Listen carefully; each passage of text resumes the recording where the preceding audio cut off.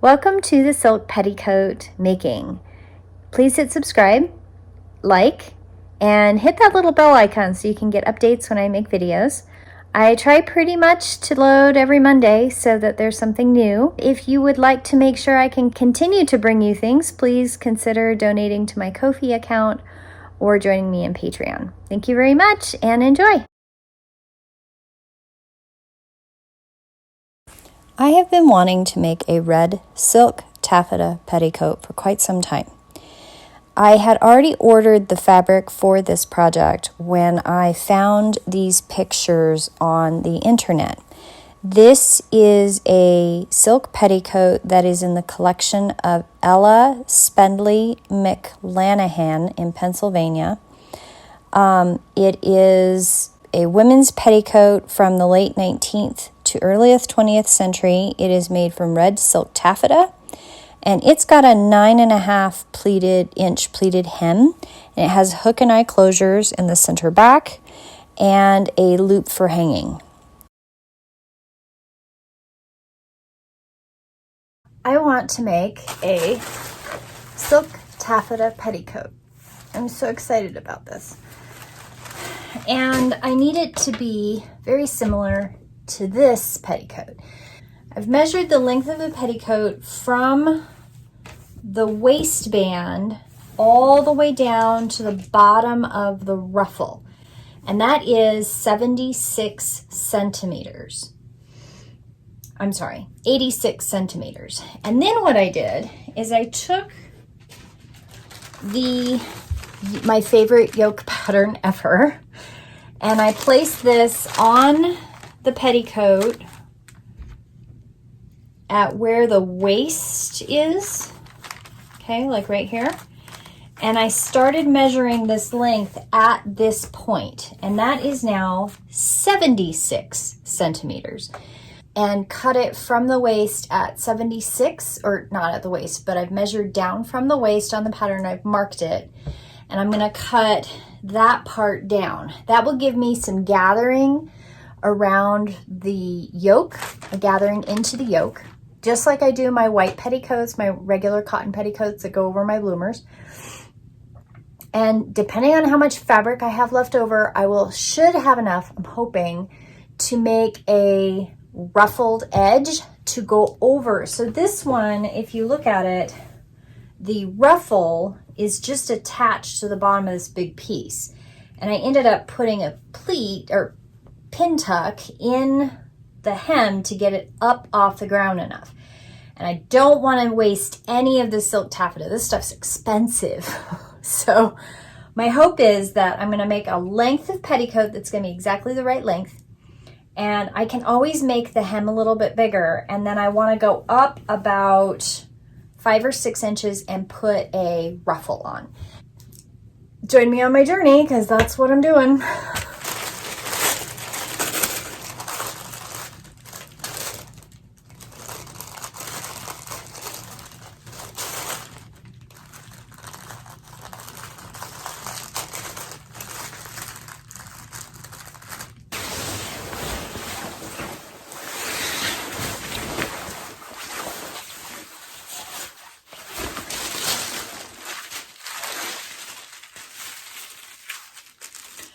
Here you're going to see that I don't have enough fabric over here to the side, but I do have this little square of scrap right here in the corner.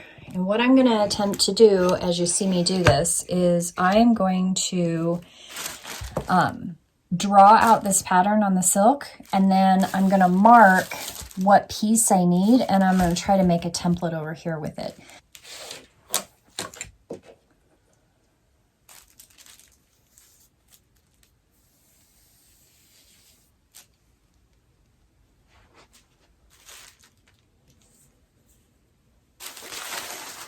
So I want to, see there's plenty of room here in this little square. So what I'm going to do is I'm actually going to line it up with the edge of that other mark there.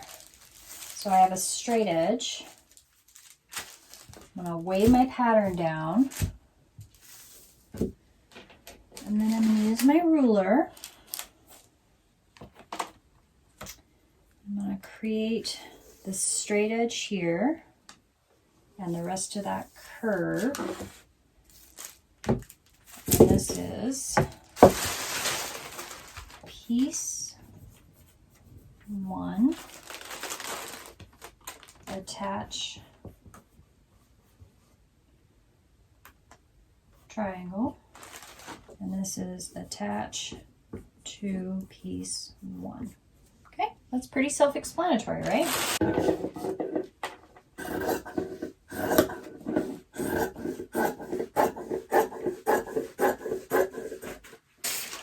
Now, I need 4 of these. 4.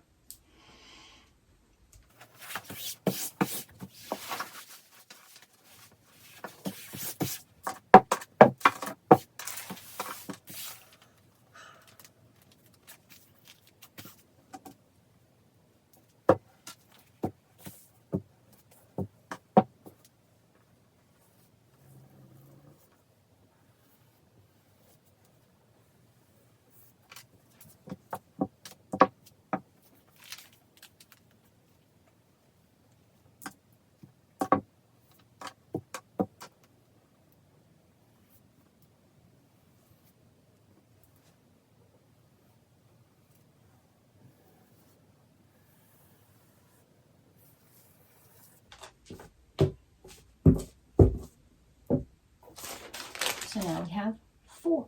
1, 2, and 2.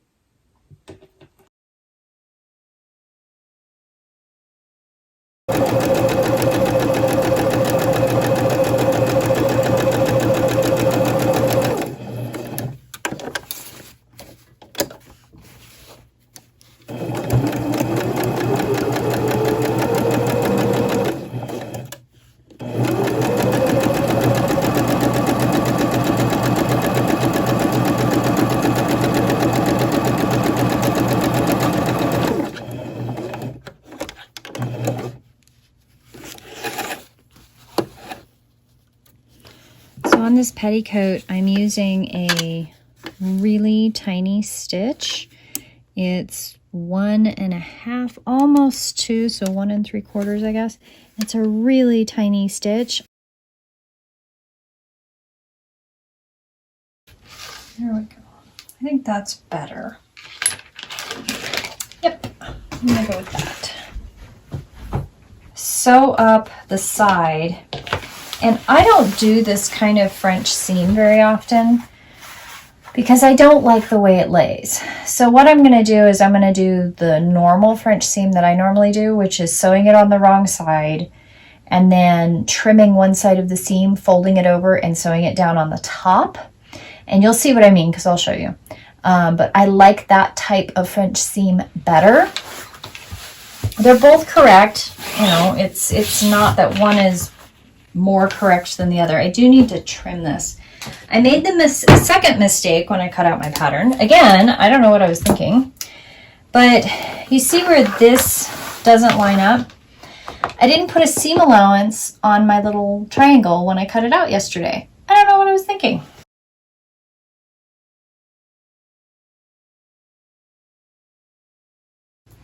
So we start with pressing the threads into the fabric.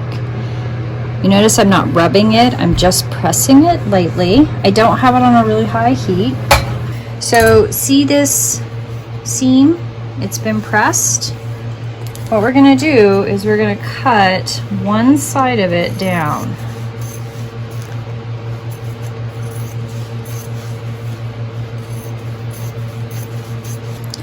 Okay. So I have a seam like this. What I like to do is I pull the other side taut and I iron the seam over. Okay, I don't need this much to fold over. It'll create a really big seam. So I'm just gonna trim it down a little bit. Okay.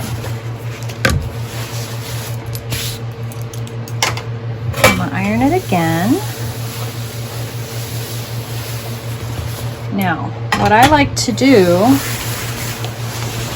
is flip it over And I want to look at it from the other side because I'm going to top stitch from this side. And I want to make sure that it's ironed as flat as possible, because sometimes, not all the time, but occasionally I find that sometimes the French seam on the showing side, there's a little bit of a buckle in it. And I don't want that to happen on this one. From this side, so I can curl it over this side. It doesn't matter, but I like to curl away from me. And I use my nail and I curl it over. So we take it and we fold it over and tuck it under. So fold and tuck. And then I usually press a little bit as I go. Silk is really good for memory. Remembers what you want it to do. So if you're careful with it. So you lefties might want to try it a different way, but this is the way I like to do it. So I fold my fabric in, crease it a little bit, and silk remembers. It's kind of like linen. It'll remember what you tell it to do. That is, if I can get my fingers to cooperate with me today.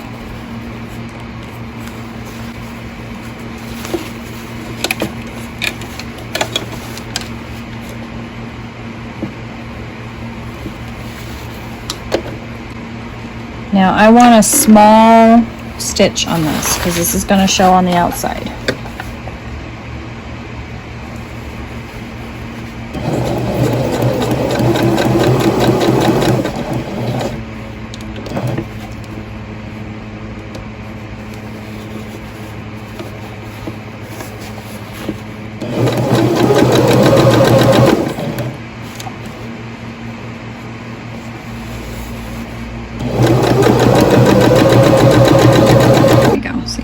See that? So I use my nail and I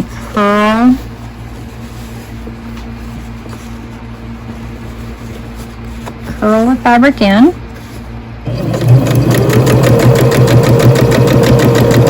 And then I sew a little bit.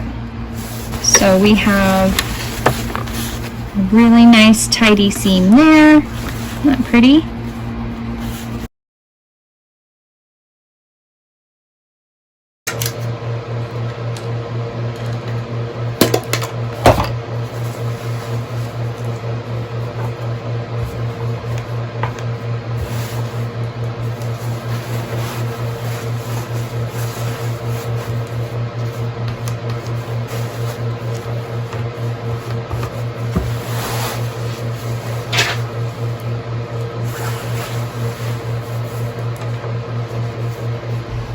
Okay, so now we're going to finish the yoke. Now, this is the yoke piece and this is the skirt. I need to make sure that the skirt piece is ironed into the yoke. I have my iron on a kind of a cooler setting than what I normally use, but I'm just going to help it remember. I'm going to go around before I clip, because I am going to clip around the curve. Just helps it behave better. Now, this is where silk taffeta, so I pin it to the board. It's kind of a trick I figured out when I was working with silk taffeta before on another project. Sometimes you got to help it behave a little bit, or it's going to slide around on you and then you're going to get really frustrated. Okay, I start in the middle and I pin it. Don't pin it to your board.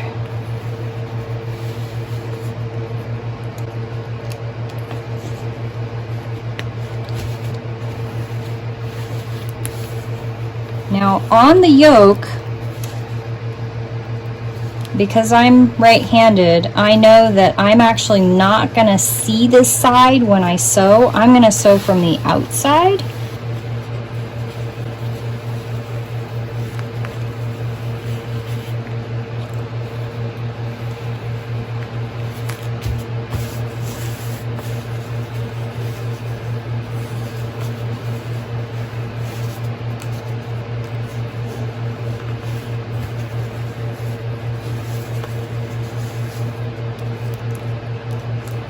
Okay. So now I'm going to actually start my stitching up here on the opposite side because I want to connect these stitches all the way around. So last night I made my sample. I also fray checked a little bit of silk. I do not like the fray check on that. It is discolored. I think it would show, so I'm not going to fray check. That brings me to my sample. So on the sample, you can see where I have it folded in, and then I just pleated it. I used vinegar. I've shaken it out really good to see how it behaves, to see if that hem comes out. It actually does really well. It doesn't come apart really much at all. I mean, it kind of twists a little bit because I shake it like a crazy person, but the hem at the bottom doesn't come undone. I did hem both sides before I pleated it because I wasn't sure what I wanted to do. I wasn't sure if I wanted to like put a decoration down the middle of the pleats or not. I'm kind of still in a conundrum. I don't know really what I want to do. I'm leaning in the direction of hemming it up and then stitching it down because the fray check shows shaking it out a lot has showed that the silk does fray. My pinking shears don't like this silk at all. Not even a little bit. I don't know why. I have two sets of pinking shears and neither set works with this silk. It's almost as though the silk, it's hem it up and sew it down. And then I will not hem the other side.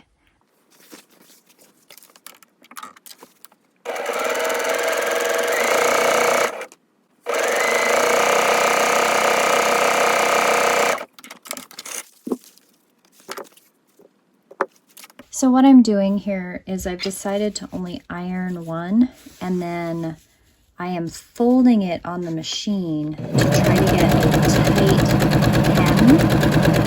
I found that when I tried to iron the second hem in, it was really wide, and I really don't want it wide. I want it really narrow.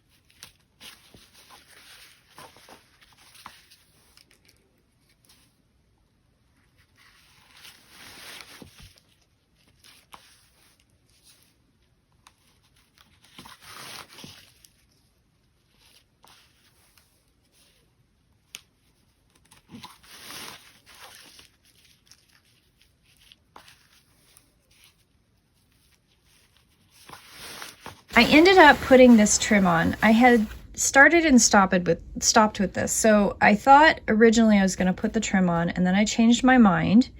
And I thought, okay, I'll just put a bias strip of this taffeta on there. And then I did some other things, and I came back to it, and I was like, no, I really like this. And I do. I really like the way it looks. I actually have enough trim that I've thought about putting up here at the base of the yoke to pretty it up some more, but I just haven't decided. I love how the pleating turned out. See how beautiful this pleating is? I put a placket in here, and that made the ease so much better. So these sections here, I'm just going to put 3 buttons on this side, and then I'll put the buttons themselves on this placket. And I'm going to use a buttonholer on my Viking. And I'm not going to film that because I figure there are 5 million videos on buttonholes on the internet. So yeah, that's what I'm going to do next. Okay, so can we see these beautiful buttonholes? This one's obviously so much better, the one on the end. The one in the middle is a little squidgy, and I have a hell of a time with them being even. Sometimes they get caught in the presser foot in the bottom, and then the next couple stitches are like really far apart, and then they're close together again.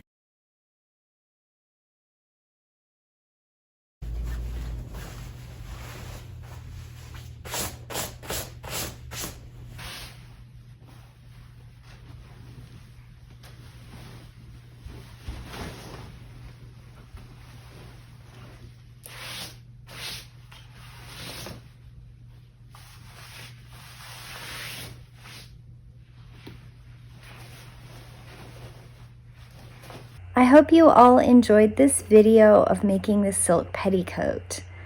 I really enjoyed this process. I tried a new video method where I'm really filming and talking as I'm doing it, so I don't have to worry about dub overs and trying to figure out what I was thinking at the time.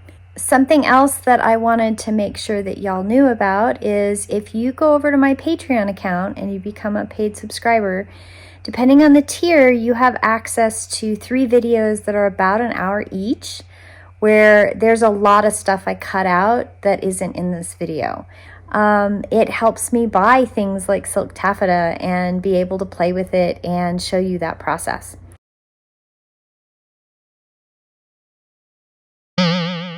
Same as I always do with my pleating. I actually use vinegar in my water with pretty much everything that I want to stay. Bizarre. I don't understand it. What else? Oh. How do I say that?